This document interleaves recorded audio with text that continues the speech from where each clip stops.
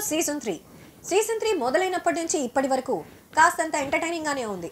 కానీ సరదాగా సాగిపోయిన ఈ షోలో ప్రస్తుతం టెరిఫిక్ గా తయారైంది. దానికి కారణం ఎక్కువగా రోజులు లేకపోవడమే.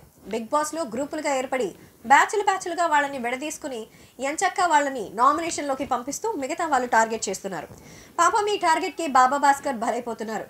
ఎందుకంటే వితిక అలాగే Baba Bhaskar medal of the medallion battle of the medallion అన్న టాస్క్ కి పోటీ పడగా ఇందులో వితిక అలాగే బాబా భాస్కర్ వచ్చారు. సో దీంట్లో అందరూ కలిసి గ్రూపులుగా ఏర్పడ్డారు. ముఖ్యంగా శివజ్యోతి అలాగే శ్రీముఖి మహేష్ బాబా భాస్కర్ కి సపోర్ట్ చేయగా అలీ, పునర్నవి, రాహుల్ అలాగే వరుణ్ వితికాకి సపోర్ట్ చేశారు. సో వీళ్ళిద్దరూ కూడా గ్రూపులుగా మాట్లాడుకున్నారు.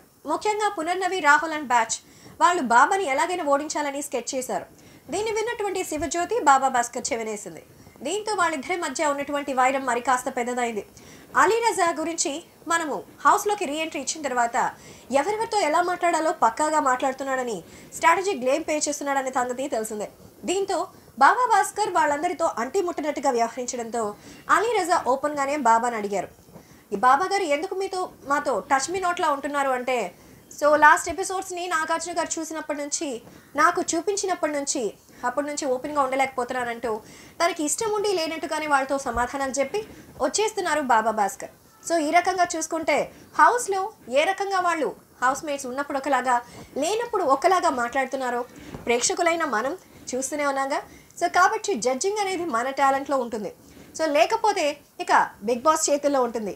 ఇప్పుడు బాబా భాస్కర్ని ఖచ్చితంగా అందరూ కూడా గ్రూప్గా చేయడంతో బాబా భాస్కర్ గారికి పాపం అనాలనిపిస్తుంది. ఆ పాపమే తనకి అదృష్టం కూడా కలిసి వచ్చేలా చేస్తుంది. ఎందుకంటే అభిమానుల సింపతి అంటూ బాబా భాస్కర్కి ఉండనే ఉంటుందనేదే పాయింట్. కాకపోతే ఆ గ్రూప్ టార్గెట్ చేయడం మానుకుంటే బెటర్ అని బాబా ఫ్యాన్స్ కోరుకుంటున్నారు. మేము చేసే వీడియోస్ మీ మొబైల్కి నోటిఫికేషన్గా రావాలంటే మా ఛానల్ని సబ్స్క్రైబ్ చేసుకొని పక్కనే ఉన్న బెల్ ఐకాన్ని యాక్టివేట్ చేసుకోండి.